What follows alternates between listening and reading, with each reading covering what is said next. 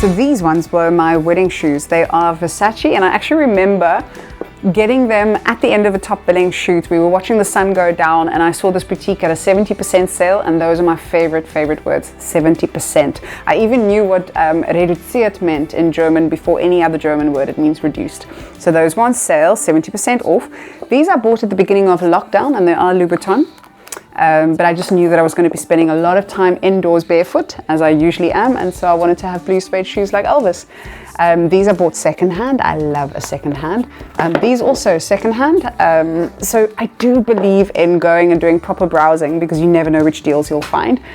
These I got from the Gucci factory shop just outside Florence, and you'll never believe, but they were literally under 1,000 Rand a pair. But when I wear them, everybody's like, oh my gosh, they're amazing. And I'm like, they're Gucci.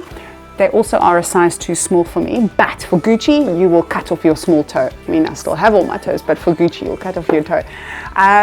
What else is there? These are the most ridiculously uncomfortable shoes. You have to be married to an orthopedic surgeon if you want to wear those, because you'll have to have your feet reconstructed. These ones I actually bought in London with Minky van der Vestes, and we were there and we met. I think it could have been like 16 years ago on a shoot, and these are also half a size too small for me, but absolutely lovely. And because they're leather, they're comfortable and they wear well. The owner of Blue Cafe gave me these, Jean. She's amazing, and I always thought if your friend gives you Jimmy Choos, that's friendship. And also if the shoe fits, wear it. Yeah, so there's so many shoes here with memories for me, and you know what they say, if you walk a day in somebody's shoes, you understand them better. These are my favorite shoes to walk in. Now they look ridiculously uncomfortable. Some would say they're like self-defense mechanisms as well, because of all the spikes. I had rubber soles put on them, because if you do spend the money on buying Louboutins, make sure you protect them.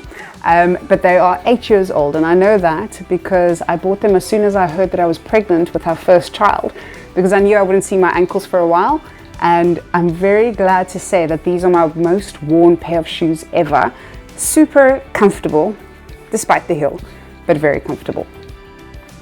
These ones are the ones that you wear when you go dancing with your girls, because it doesn't even matter if you make the most terrible dance moves, but if that's happening, nobody's really looking at your dance moves, they're looking at your shoes. Look at that.